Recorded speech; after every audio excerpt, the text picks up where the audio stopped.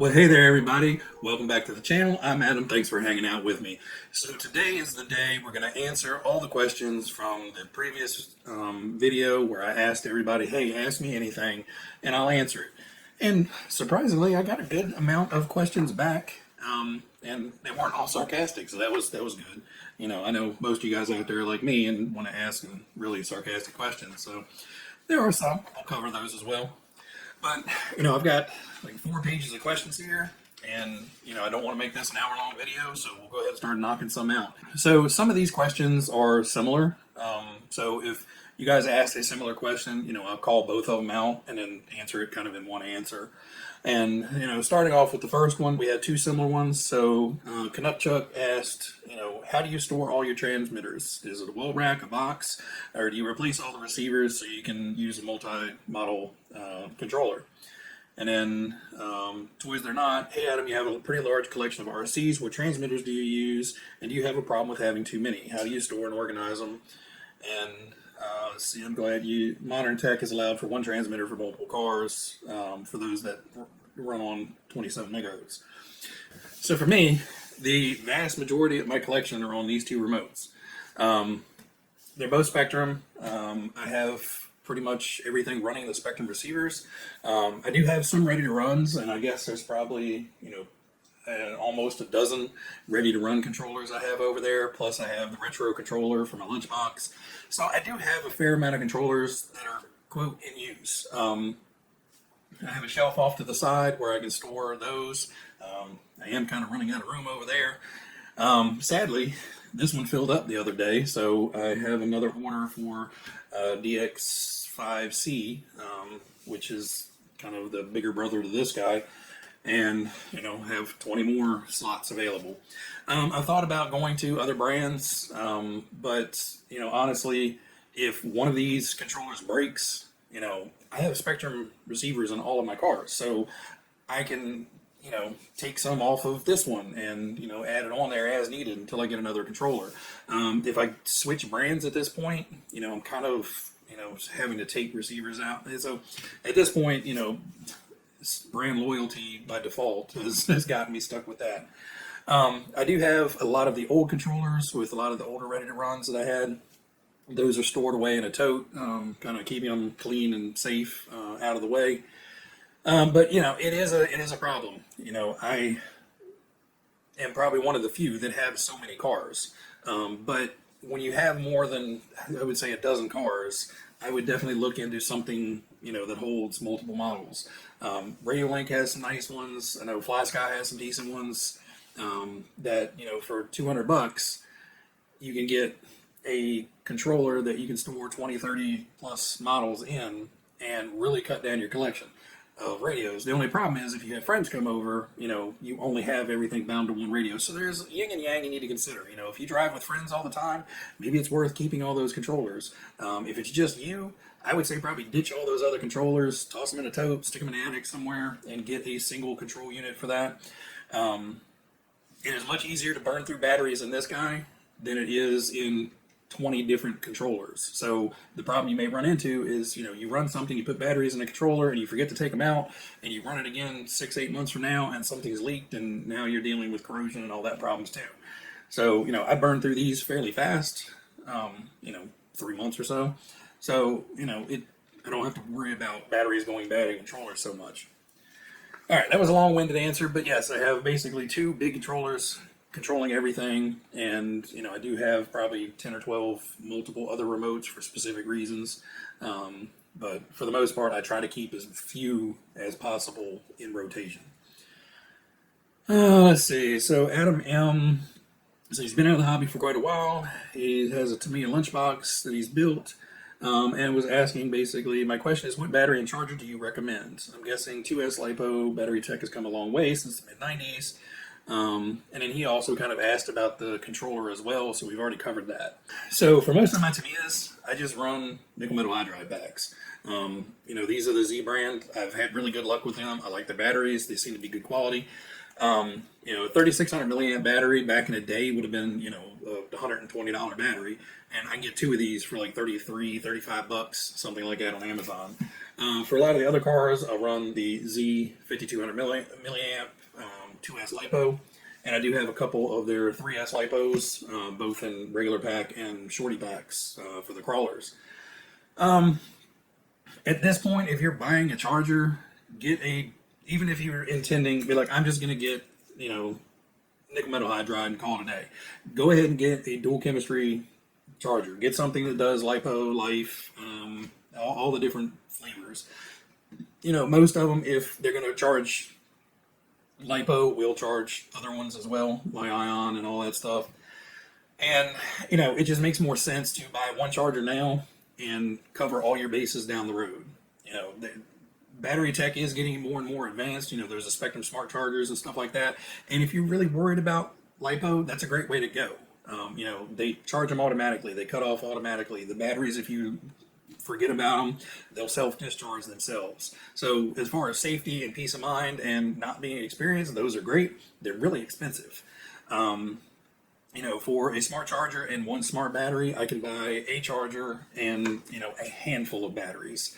So it's just comfort level and experience.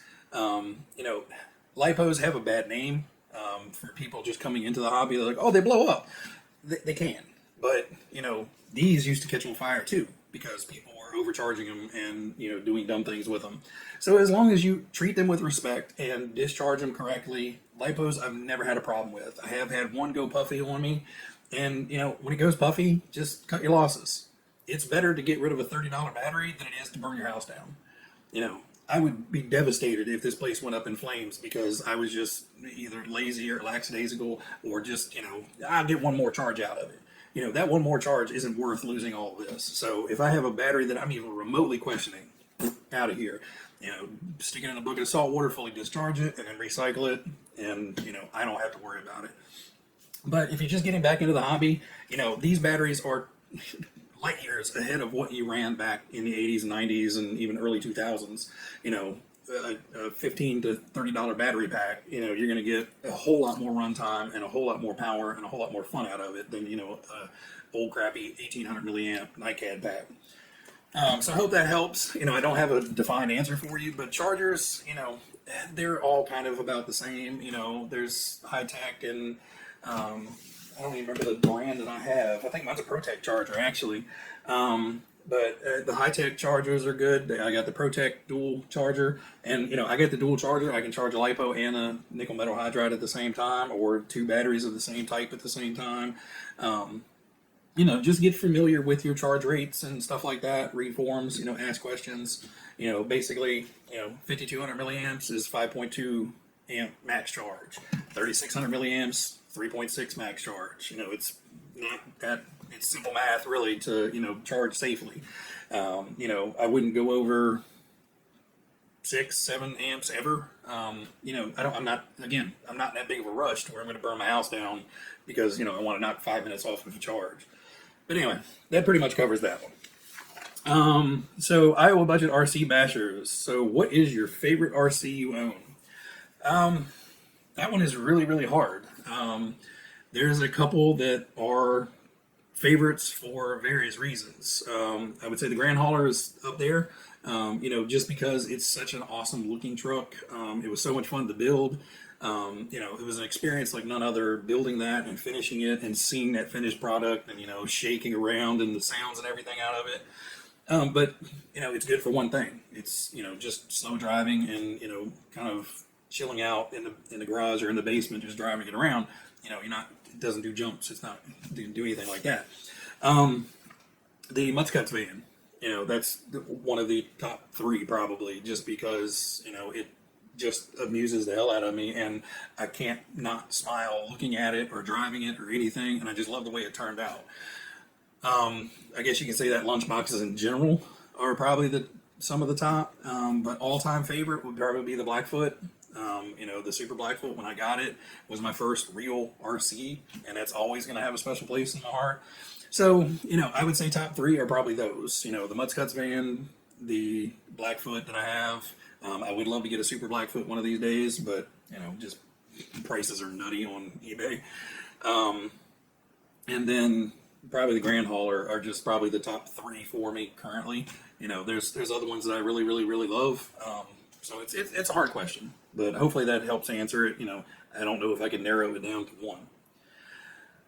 Young Grasshopper Apprentice, how long did it take you to grow this epic beard, and how many RCs do you have now total in the collection? Wow. One, two, three, four, five, six. All right, so the beard has been around for going on 8 years now, 8, 9 years. And, it's been of various lengths and sizes, but for the most part, it's been about like this for about 8 years. To grow it probably took me 6, 7 months to, get, probably 6, 8 months to get this long. The secret to it is just stop shaving, stop trimming it. It just does it by itself. For how many RCs I own, currently right around 90 total. So that's, the Radio Shack to stuff I built to there's a couple in box and in route. So somewhere between, I would say probably around 95 total, give or take. Once you get that many, you kind of, 96. There's another one down there on the floor. So RC so-and-so, would you prefer the ability to shrink down and fit in RC cars to drive them, or would you prefer to have the ability to increase the size of the cars so you could fit in them to drive them and being normal sized? I'm going with being able to upscale the RCs just because, downscaling me to 10th scale, I think too many things can go wrong. That, and if I shrunk myself down and ran the car, I'm not going to be able to recharge the battery. But then I guess if you upscaled it, this battery would probably be kind of terrifying, 10 times bigger. I'm going to say make the cars bigger and not make me smaller. All right, so Canuck Chuck opened up and popped in a whole bunch of really good questions. So I'm just going to blast through a bunch of his real quick. So do you ever feel self-conscious or uncomfortable driving RCs out in the general public where people tend to be judgmental? Yes and no. I do. I think everybody has that kind of like, I'm the weird one here feeling when we're doing that. But in general, I really don't care what people think about me. So it kind of goes hand in hand. There is that level of uncomfortableness of like, who's watching me and why do people keep looking at me?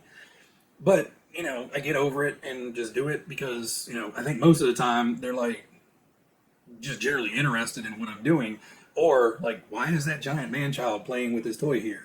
And both of those, one is an opportunity to talk to somebody about RC, and two is just, hilarious to me that, I'm the man-child playing with toy cars, so that's fine. What RC cars or kits would you like to see be re-released? Probably my top one would be Blazing Blazer. And I'm hopeful for the 50th anniversary they do something like that. I'm thinking they're probably going to do something like 959. But I'm hopeful. They really put out some really sought after kits, and I hope they do it the right way. I hope they make enough kits to where we made a limited edition of 1,000 of these. That's just going to piss everybody off, but those 1,000 people that got them. So I hope they do it the right way. They don't make it a stupid limited edition run. I hope they make thousands upon thousands of them. So everybody that doesn't have 5 foot deep pockets and can fork out $5,000 for a car can buy a Blazing Blazer. It doesn't have to be exactly original. They can probably change it up and make it a little bit more modern and all you guys have to do is put stamps on things.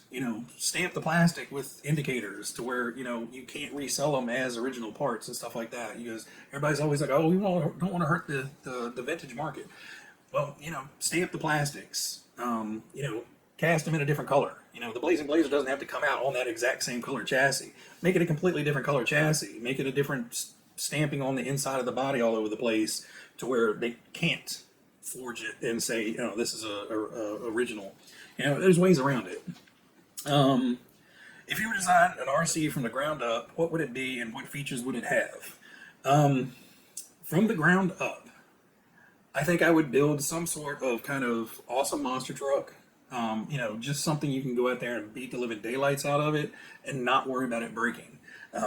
So I guess it would have an awful lot of carbon fiber and aluminum and, just as titanium and whatever indestructible parts you could put on it.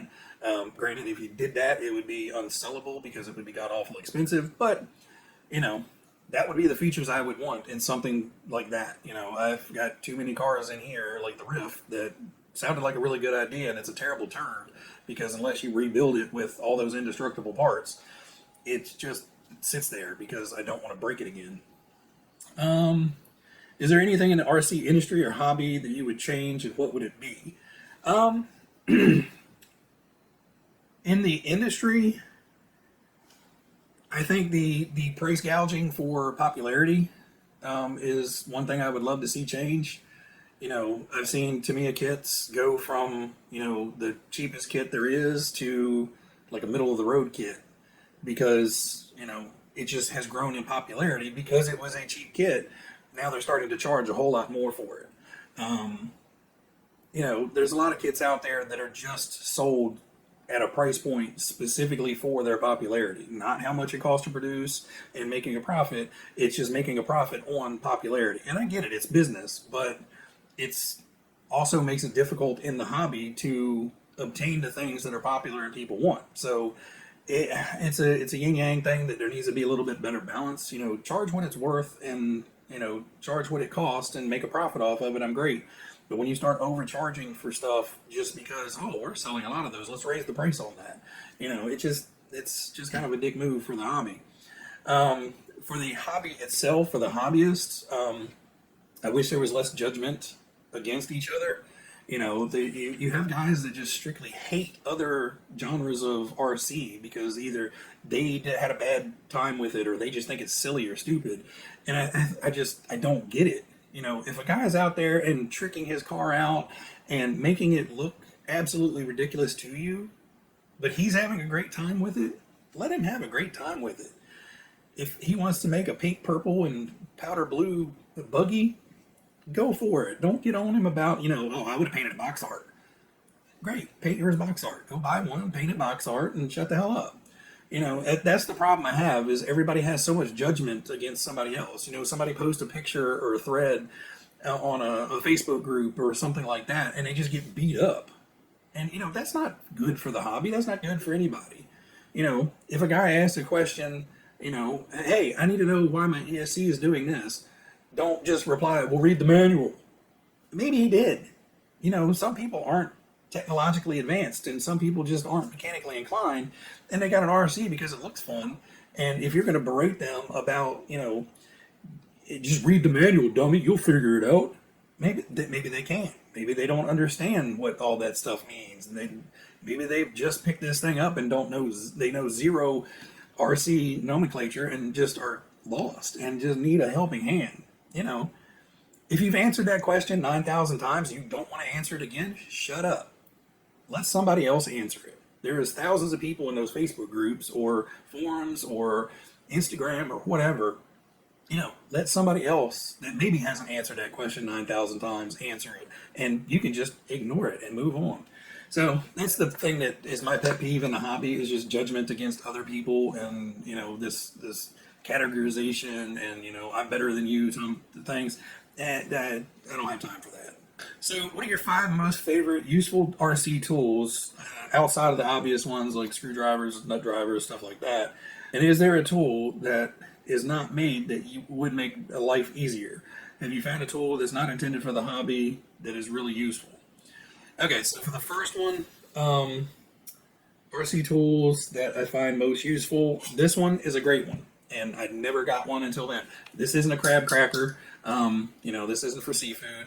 It's kind of a multi-purpose tool, but the biggest thing is for holding on to your shock shafts and linkages and putting the rod ends on and stuff like that without damaging the shafts. If you're still using a pair of needle nose pliers and a chunk of cardboard or something, stop. It's like it's like, I think I got this from Amazon. It's like $12, $15, $13, something like that. It was not expensive. And it will save you a shock shaft and a complete shock rebuild from not gouging into a shock shaft. It also has the ball things, pop balls in, pop balls out, and then some other little just handy little grabbers. It has a whole lot of torque the way it's built. So you don't have to go out and spend $45 to get one. Pick you up a cheap one. It works great. Toothbrush, indispensable for RC cleaning. You know, anything. You know, wheels, tires, bodies, suspension arms. You know, whatever. A toothbrush is great. I'm just going through my bench here. Forceps. These are handy little things. Again, you can pick them up dirt cheap on Amazon. I think I picked up a pack of like 20 of them for like 15 bucks. So, you know, fishing out a nut, holding on to a tiny little thing, you know, holding two things. I've even used them for soldering. You know, if you're trying to solder 2 or 3 things together and you've only got one helping hand, you know, you can clamp something in that and kind of prop it up. You know, helps a lot. What else? Dry lube. Dry lube is, you know, when you were going building to me is especially, you know, put grease here, put grease here, put grease here, put grease here, put grease here. I don't put grease on anything other than inside the transmission. If it's a suspension part or a steering part or a linkage or anything, if it's exposed to the elements, I only use dry lube. And you can get it in spray, you can get it in liquid form. I love this stuff. It's muck off dry lube. I like this. It smells like bananas. It's supposed to be biodegradable, and you know it doesn't pss all over the place. You can put drops or puddles or whatever you need of that. So one of the great RC tools I've gotten recently, and I mentioned it in a video fairly recently, is the little E-clip tool. Putting on those little E-clips is a whole lot easier with this. Getting them off isn't so much easier with this. I've tried it. It works pretty well, but it still tends to fling them when you pop them off. So usually for that, I'll still break out the tiny little straight blade screwdriver and deal with that. I don't know. Other useful tool is just, you know, don't be scared. You know, you're probably the most useful tool in your RC toolbox. And, you know, being scared to, you know, you get it ready to run and you're scared to take it apart for the first time. Don't. You know, there's manuals online. There's, you know, exploded diagrams you can look at. Take pictures. You know, this is great. Take pictures as you're taking it apart, and then just start going back through those pictures to put it back together. You know, you don't have to rely on this all the time. This is a handy little piece of information when you take enough pictures with it to rebuild something. You know, and just don't hesitate to, you know, jump in and get stuff done. You know, I think too many people go out and buy an RC, something breaks on it, you know, it makes a noise that it's not supposed to, they freak out, and they're either too embarrassed to go back to the hobby shop to get help, or they just don't have a local hobby shop to get help, and they just don't know where or how to get help, and they just, you know, stick it on a shelf and it stays there for 30 years until it gets thrown away or, you know, sold on eBay. So, you know, just dive into it. If it's broke, it's broke. You're not going to break it any more than it already is. And, you know, if you dig yourself into a giant hole, you know, it's easy to find somebody on the internet that will buy a box of car parts for a reasonable price and move it on. You know, it's not going to be the end of the world if you get it apart and, you know, it's going to stay a box of parts forever because you can't get it put back together. Is there a tool that is not made that would make life easier? Yes, a masking paint pen. To have a fine line, to have like a fine liner and a medium and a heavy point paint masking pen would be awesome. You know, you get in and trace lines with it and then let that dry and then come back and paint up to those lines with the big one. You know, that would be cool. I think that would actually be a really nice, cool invention that would benefit me a lot. I hate taping, but I also hate using that liquid mask and, you know, having to cut all that stuff out. You know, being able to draw something on there would be so much nicer. And have you found a tool not intended for the hobby that is really useful? I don't know. Starting out, I was using all kinds of tools that were probably not intended for the hobby. You know, when you first start out, you're just using whatever tools you have on hand and making them work. I can't really think of one off the top of my head that stands out. All right, so next up is Hey Dad RC, and he basically is asking what kit is next on my to get list. Hot Shot or Super Hot Shot. Any of the Kyosho four-wheel drive buggy kits. I don't know, those are probably the top on the list. So I would say probably Hot Shot or Super Hot Shot will probably be something I get next. You know, I have one other kit here that you guys haven't seen yet. So next on the channel won't be a Hot Shot, but probably very soon, I'll go ahead and get one of those if I can find one. So Island RC Duke asked, how long did it take to get a big collection of RCs like I have? I this big of a collection has been honestly the last couple years. Up until that point, I would say I probably had kept around 8, 10 at a time. Was probably about how many I normally had. For the longest time, I only had a couple. And got rid of a few and got some more and stuff like that, and kind of regret getting rid of the few that I did get rid of. But anyway, I would say it's really exploded since the YouTube channel started. So part of the time has been, filling my time during the whole pandemic crisis thing. It was something I could order, get delivered to the house, all the parts get delivered, ordered to the house, didn't have to go anywhere, didn't have to worry about anything, and was making content for YouTube. So it was kind of working hand in hand. Now, I will have to say the RCL helped out a lot by providing quite a few different kits to the channel.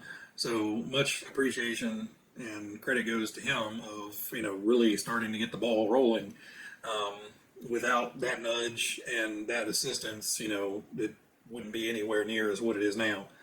But yes, I have spent an absolutely crazy amount of money in the last 2 years, buying more kits to have more content and add to the collection and all that stuff. So I would say in the last 3 years, the collection has grown, 7 or 8 times what it was. I think I had probably somewhere between 8 and a dozen cars when I started the YouTube channel. And now, I think what we said, 95, 96-ish total. Big, small, large, hobby grade, toy grade. So there's quite a few out here. So Matthew, I'm not going to say your last name to butcher it. I would like to know if you keep all the boxes of the cars in your collection. I'm trying to figure out the best way to keep them for someone who's running out of space. I don't keep the boxes. There's not enough space. I've got, it's 90 some cars now. So I would have roughly probably 50, 60 boxes in here, which, was like a pallet load of boxes. So all I've done is I take the lid of the box, cut the box art off of it or the imaging off of it. If any of the side panels are nice, I'll keep those too, and have pasted the ceiling of this side of the garage with them. I still have all the other side of the garage to do, and I probably have a stack of cut apart lids and panels over in the corner over there waiting to do that whole side of the garage. Mostly just because I don't feel like doing it. It's a lot of stuff to hang up, and it's like Tetris. You have to get them all lined up so they match up nicely. So eventually I will have to do something with them. So there's always that option, is just cutting them apart and keeping the box art. Otherwise, get creative with, putting boxes in boxes. To me, it has about 6, 7 different box sizes. So you could get kind of creative about putting, try to, nesting doll as many boxes as you can. But, as far as keeping full boxes, there's no way I don't have the room for it. And my wife has a strict no RCs in the house rule, so it's not like I can decorate the house with them. No, that's not going to happen. RC world is strictly out here. Hansaka, again, I'm not going to say your last name, just to not butcher it. Is every car in your collection got an ESC and a receiver installed, or do you swap them out depending on which one you're going to drive? Yeah, pretty much every single thing out here is ready to drive. It's stick a battery in it and, figure out which model it is on the radio and go drive it.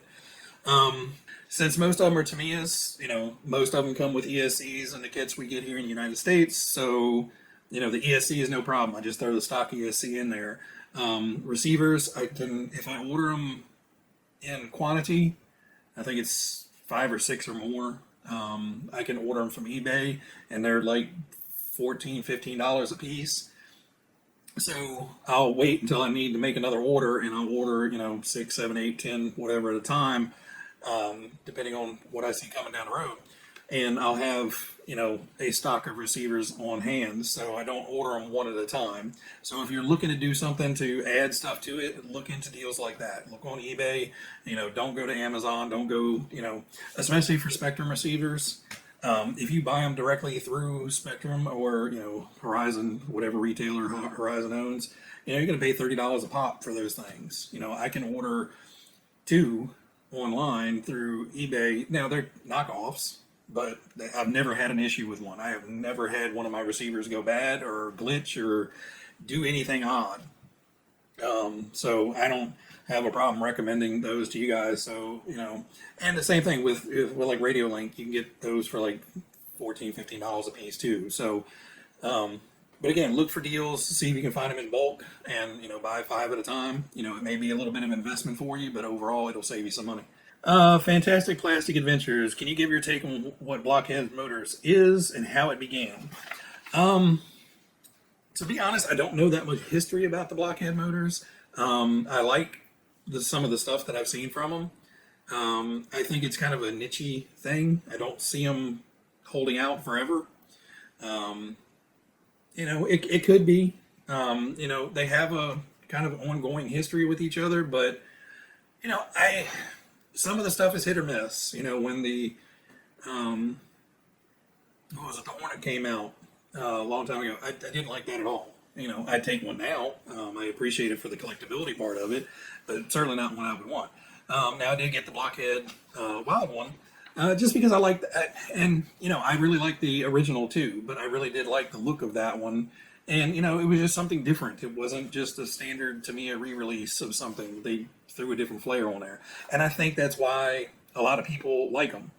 I think a lot of people, myself included, generally paint stuff box art, just because a lot of it is historical to our childhood and what we grew up looking at in magazines and seeing all the time.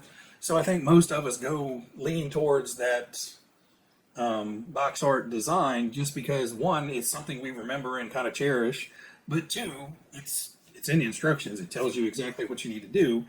And I think some people are just intimidated by stepping outside of that and doing like Steve Shin does. He doesn't hardly paint any of his stuff in box art. He'll use the decals as he sees fit, but he just goes out and throws this crazy 5-color chrome illusion paint job on there, and it looks fantastic. But I think a lot of people are hesitant to do that because they don't think they have the skills, or they don't know what colors go with what. And some people don't. Not everybody has that artistic eye, and if they're going to stay around, I don't know. I think, honestly, I think kits are dying off anyway. I think the market for kit collecting and kit building and stuff is slowly going to fade out.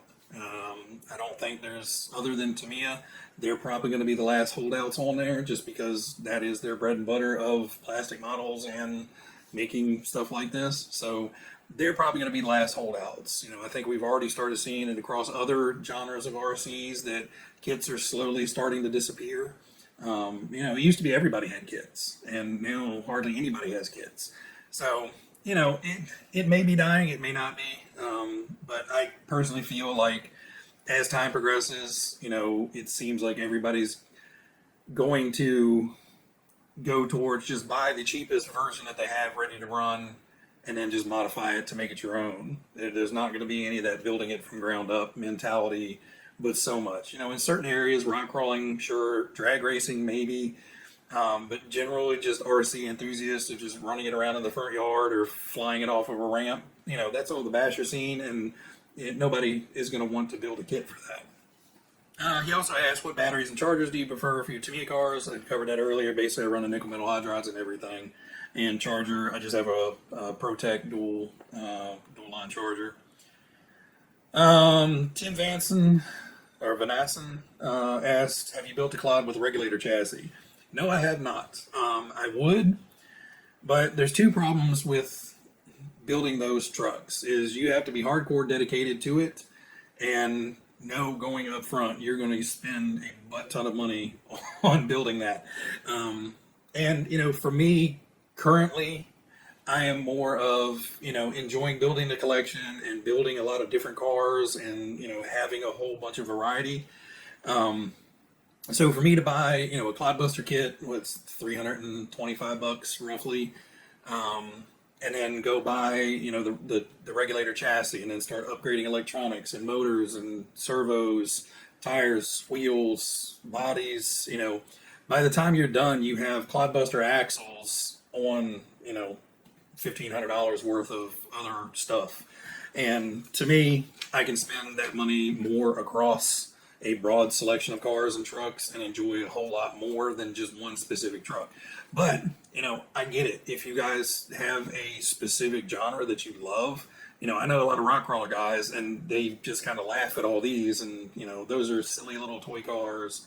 And, same thing with, any specific genre. If that's the one you're hyper focused on, go for it. Do what you love to do. One car or 10 cars. If that one car is what you want and makes you happy, dude, build it to your heart's content. But no, I have not, and I doubt if I do, I would have to come across a heck of a deal on like a used one or something that somebody built and is just moving on. But no, I don't see me buying one to actually build. So Shin RC asked, what RC car do you regret getting the most out of all your RC cars? Easy, the Rift. It was kind of an impulse buy. We went to the hobby shop. My wife said, "Oh, this one's cool," and she was like, "Would you want this?" And I wasn't going to argue and say no. I did buy it knowing that there are some weaknesses to it, but I have not enjoyed that truck at all. And if I can move it on at some point, I probably will. It's still here. It's all in one piece. It's ready to go. I don't enjoy that truck at all. So Daniel Andrews asked, out of the following cars, which do you think are the hardest to get or will be discontinued soon? The Blitzer Beetle, the Monster Beetle Black, the Grasshopper 2 Black Edition, the Lunchbox Black Edition, the original Grasshopper, and the Neo Fighter DTO 3. Original Grasshopper, I don't see ever going anywhere. I think that will probably be one of the last RC cars Tamiya produces. They're going to pump that one last run of Grasshoppers out of the factory and send them out of the door. Now, the Blitzer Beetle, I think that one is a little bit harder to get, just because when they do come in stock, they tend to run out fairly quickly, and then they have to wait for a new shipment. But here recently, I've seen them in stock fairly often, so I don't think that one's going anywhere, nor do I think it's terribly hard to get. The Neo Fighter, I don't think that's going anywhere anytime soon. If anything, it's been gaining traction. They recently bumped the price up. Both the 10%, plus I've seen it on some sites a little bit more than that, because it's getting more popular, so they're charging a little bit more for it. The Black Edition ones for, the Lunchbox, the Monster Beetle, and the Grasshopper 2, I think the Lunchbox is going to hang around for quite a while. I don't see that going anywhere anytime soon. The Grasshopper 2, that one may go away, at least temporarily, with the cost of everything and the price of that kit. I think that they may, cease production on it temporarily until supply chain issues and, just everything calms down and gets a little bit more back to normal. So that one may start getting a little bit harder to find. And all this is just my speculation. So Monster Beetle Black Edition, I was shocked when that came back in stock at A-Main Hobbies. So I scarfed that up the second I saw that. There was zero hesitation about that one. And I don't know how often we're going to see that. I think personally it's the best looking one, and I don't know why they don't crank out more of them. But that one may be one that's kind of hit or miss trying to find. When they came back into stock here in the United States at A-Main, it was still showing as a discontinued item in Tamiya USA. So I don't know where A-Main found that stock at, got that stock sent in from, or whatever. As far as I know, they're still there. So you may be able to grab one. So Retro Racer 86, where does your lunchbox obsession really stem from, and how many lunchboxes is too many lunchboxes? The lunchbox obsession kind of stemmed from, I got the first one, and as I was finishing it, I was somewhat hesitant to do it in box art. I really like the box art look. It's one of the few yellow cars I actually like. But it was just one of those things where, like, I just had this, I wanted to be like, it's just a big blank canvas to me. It's like I wanted to do something with it. So once I got the first one done, I had 7 different ideas of what I could do with a modified one. And there's a few that jump out immediately. The A-Team, I've seen that done a million times. I will probably eventually do an A-Team van just to have one. But it's been done a bunch, so that one wasn't one I gravitated towards first. So the Mystery Machine, I think, was the first big idea, one I wanted to do, just because my kid growing up loved Scooby Doo. We used to watch it all the time, so that one is kind of near and dear to me. And then the Mudscut van, I knew that was going to be a difficult one to do and a challenge, so it was both fun and rewarding to get that done.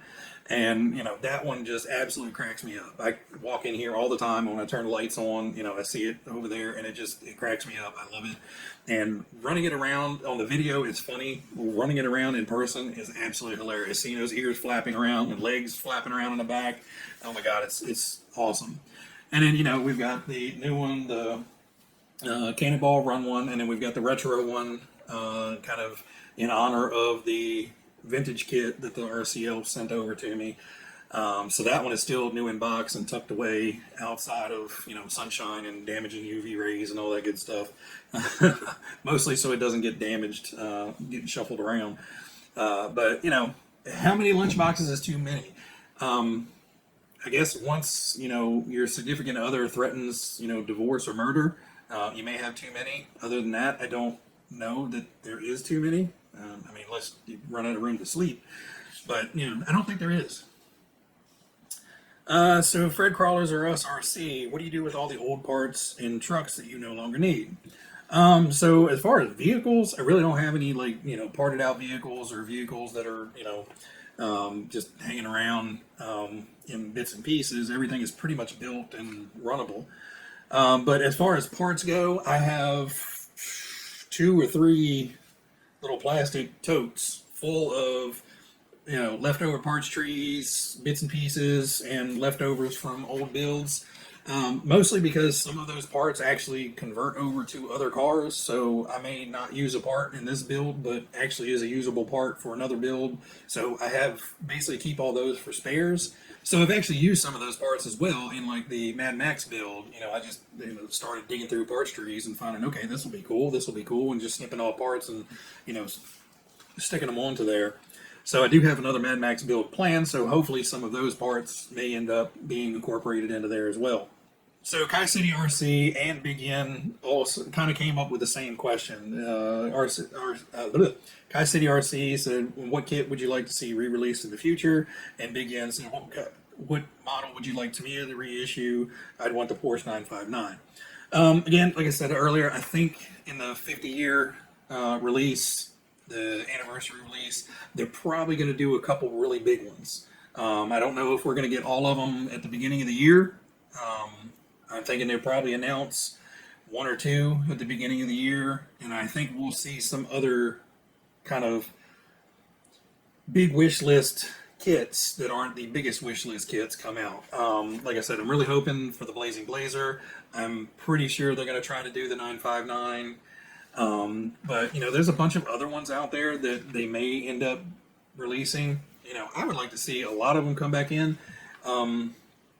It's the sky's the limit. I would love to see all of them be re-released. To be honest with you, my bank account does not. But Tamiya one, personally, the Blazing Blazer is probably right there at the top, or the Ford F-150. Just any kit being re-released. I would love to see another re-release of the RC10s, but that's not going to happen, I don't think. Yeah, there's just too many to list. So Totem RC, if you had to cut your beard, would you keep it mutton chops, Fu Manchu, or a Magnum PI mustache? Not the mustache. One, it's not really thick enough to be a cool Magnum PI mustache. Mutton chops? No, I can't. I'd probably have to go Fu Manchu and just leave it super ridiculously long up front, and that would probably, make many more people live it. I already get enough grief about the beard as is.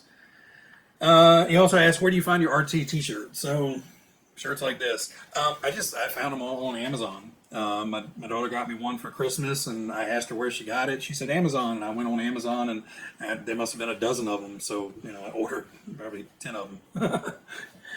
So Alexander K, where to start with RC for a child? So that one's a difficult one. It depends on the age. If they are really young and not responsible with toys, I would just get Walmart specials.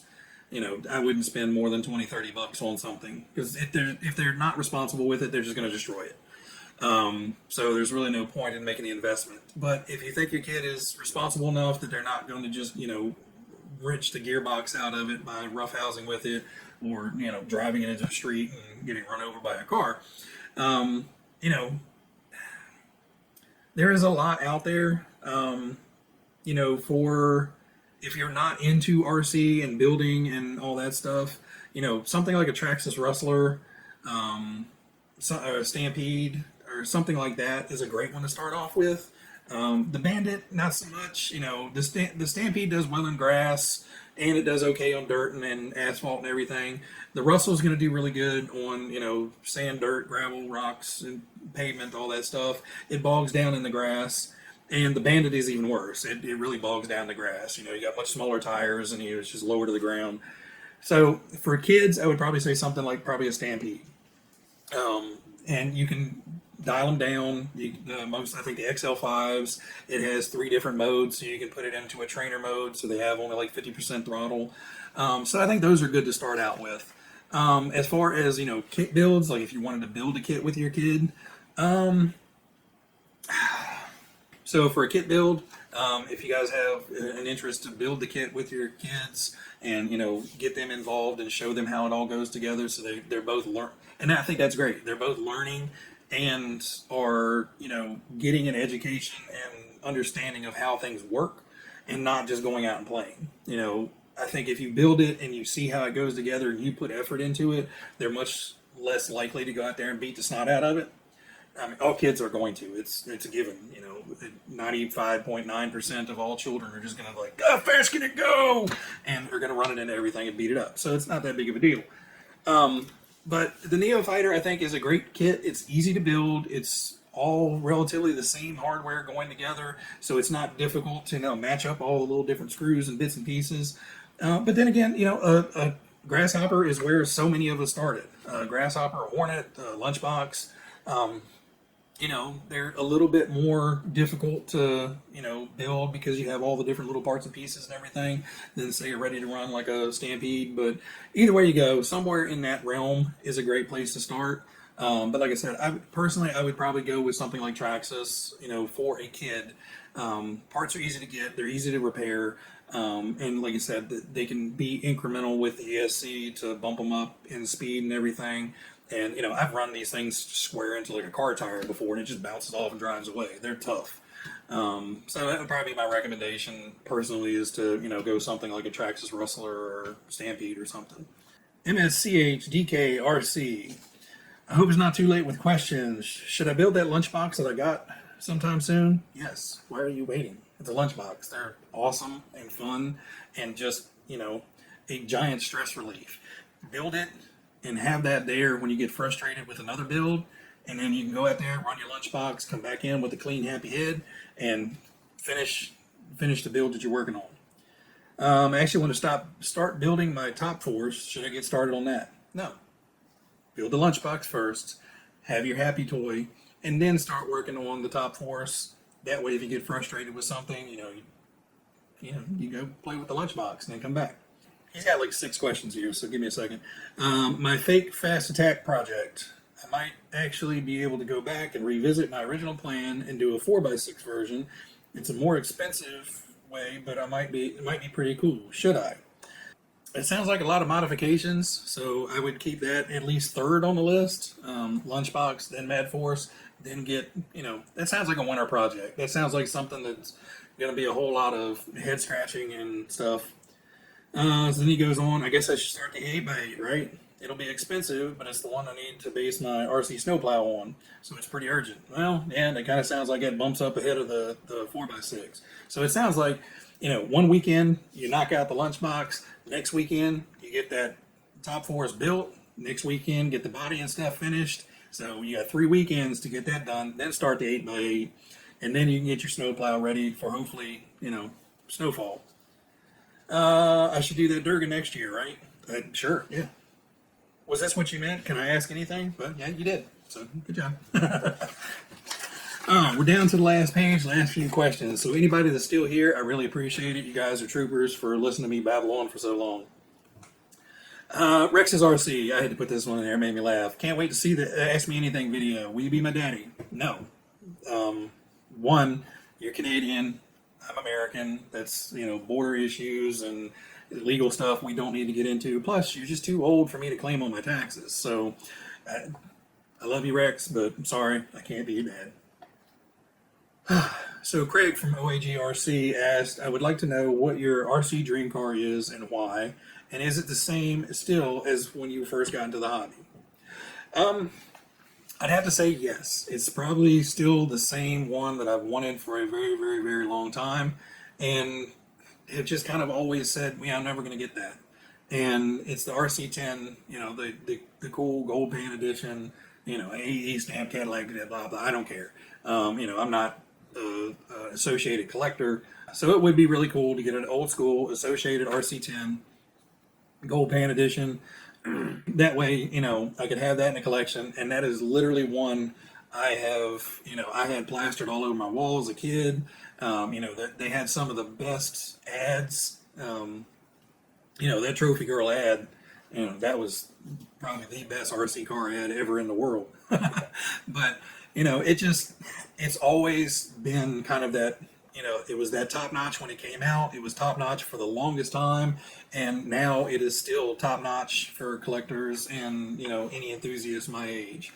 If I can't think of anybody in my age bracket that is in RC that doesn't know the RC10 and like half my cars up here be like, yeah, that kind of has that RC10 design, and it kind of has that RC10 wing style, or it has that RC10 kind of front end. It's just kind of like that gold standard.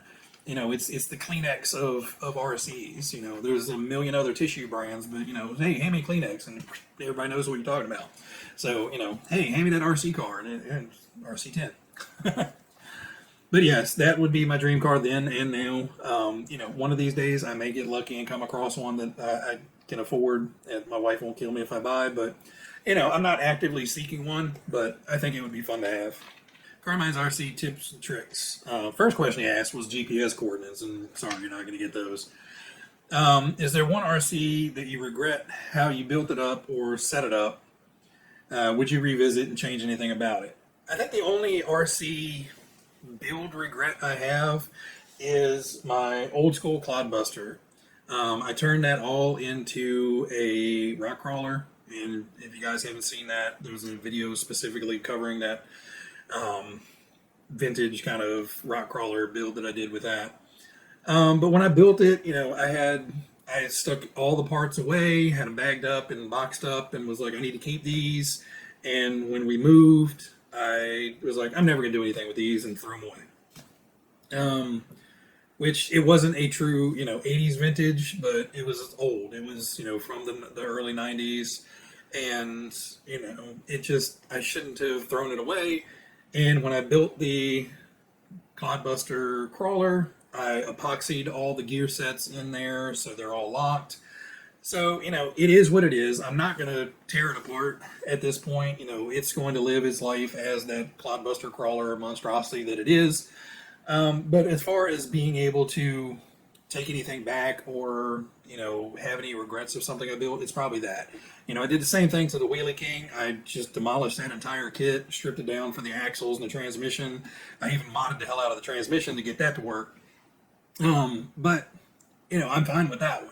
There is no kind of wanting to ever put it back together, but somewhat I kind of would have liked to possibly pull that clod back apart and, rebuilt it with the original parts, but it is what it is. Other than that, setup wise, I'm not a racer.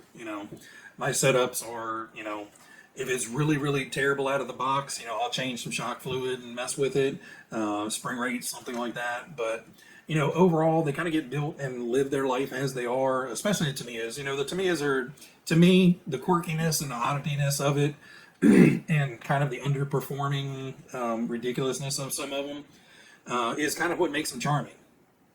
I put the oil-filled shocks on my, Beat It Bash It Lunchbox a while ago, and it's still fun, but it did take away some of the wheelie action, and it took away a lot of that just bounding around, flapping about all over the place, and that is kind of some of the quirk and enjoyment out of it. Seeing that van just bouncing and lumbering and bumbling all around. Putting the oil-filled shocks on there made it a whole lot, smoother and more stable, which is great for running it around and, trying to get a little bit more speed or running it on the track. But for just going out and enjoying them for, the silliness that they are, most of them are going to stay stock. It's just, the nature of them is just fun for me. Just, the quirkiness of the grasshopper and those rock hard tires and, jigga everywhere it goes, it would be nice to smooth it out, but in some instances, I just soon leave it be and let it do its thing the way it was designed. All right, guys, so later on, Addam has to jump in here real quick because I forgot a question that I missed somehow, and I wanted to address that as well. Plus, I had a cool little surprise came from a friend that I just want to throw in here also. So one of the...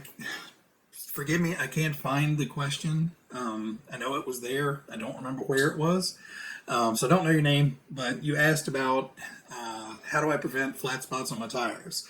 So that's a big concern because I have an awful lot of cars sitting around doing nothing most of the time. So there's a million different ways of doing it. I've seen people reusing, yogurt containers and this and that and all that stuff. Something really easy that I found that isn't terribly expensive and you can really customize it the way you want it are foam yoga blocks. So you can buy these in different shapes and sizes. See, this is the 9-inch by 4-inch by 6-inch blocks. These are my favorite because, you get a little bit more. I think there's like 3 by 6 by 9s. They're just a little bit narrower. But these, I like the 4-inch width. It balances the cars really well and it has enough for trucks and buggies. So you can just walk into pretty much any store that sells fitness equipment or any type of, Target, Walmart, whatever. They'll have these. You can order them from Amazon or wherever. It's the same thing they make, actual foam car stands out of, cell blocks and stuff like that. It's the same foam. So in order to save money, I can buy these 2 at a time through Amazon for usually around, I catch them on sale for about $15 a pair. And then I cut them in half to get either long rectangles out of them, or for the buggies, I will cut them on a little bit of a diagonal.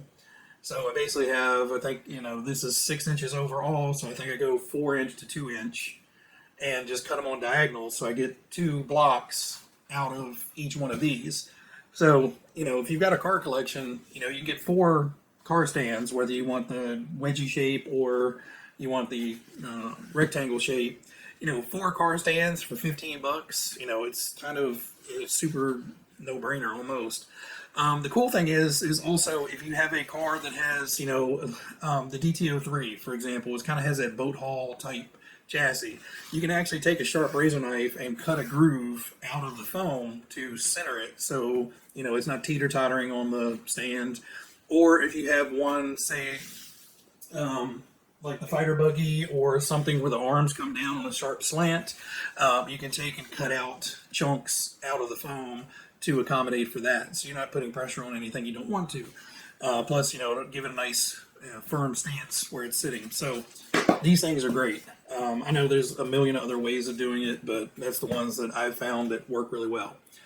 So the other thing is a friend of mine, Stephanie, who is also a coworker, she plays a game called Animal Crossing, and she's been playing it for a long time, and she decided she was going to make an Addams Playground environment within the game. So I've never played it. I've seen it. It's on Nintendo and or like the Nintendo Switch and different things that you can play, and you can interact with other characters and all this stuff. But it's just a cute little game that, you know, kids and everybody can play. Obviously adults. She's an adult. But, you know, it's just a fun little, like, escape to just free roam around this little planet. And it's kind of got that farm village theme where you do tasks to earn things and get things to build things and all this stuff. I don't know. Like I said, I haven't played it. She was explaining it to me, and, you know, it's like me explaining RC cars to her. But she sent me some pictures, and I'll put them up in just a second. But I thought they were really cool. She made a little character of me. She did her best to make the RC playground environment with the pinball machines and games and RCs and everything. Unfortunately, they don't have a lot of RC cars in the game, so she used whatever they had, planes and helicopters. But I thought it was really cool. So here's a little lineup of pictures she did for me. And thank you, Stephanie. Those were hilarious. I love them. Especially the little cat with laser beam shooting out of his eyes for a t-shirt. That was cool.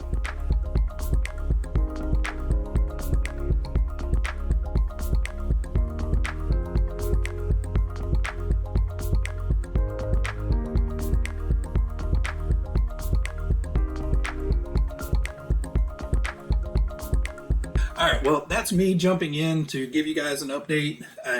Sorry for the interruption, but I was editing the video last night, and all that ran really long, so I had to push the video. I'm sorry, but as I was laying in bed last night, I was like, I forgot a question. So coming back to answer those, adding this back into the video. So I appreciate you guys for, you know, putting up with the old man that can't remember everything. Back to, you know, previous me, current me, the other me. And this is the last one, not last for any reason other than it's the last one. So hello from Southeast Alaska RC Plus asked the question, do you regret not replying to my trade I offered you? So if you guys don't know, William had a F-150 racer truck that he had started building a while ago and never got anywhere with it. He got it built to a certain point and just either got frustrated with it or lost interest in it and just stuck it in a closet. He asked, you know, did I have any rock crawler stuff that I wanted to trade for it, you know, a truck or something like that. And, you know, I have regretted getting rid of a few vehicles in the past, so I'm very leery to give up, you know, a car. I have given up a couple cars just because, you know, I know I'm not going to do anything with them and I'm not going to have any regrets getting rid of them. Or, you know, something like the Rift. If somebody is willing to pay me, you know, a reasonable price for that thing just to get it off my hands, I would give them the car and the parts and, you know, just be happy to get that one going. But the rest of the cars, you know, I have some sort of attachment to them, or, you know, it's kind of like a tattoo. You know, they're mine. They all have my own little story or my own little memories behind them, and, you know, they're for me. So I didn't really want to part with anything at the time, so I told him, you know, not right now. I don't really have anything to trade with, but, you know, maybe later, you know, I might come up with something. And I just kind of totally forgot about it and didn't think about it anymore.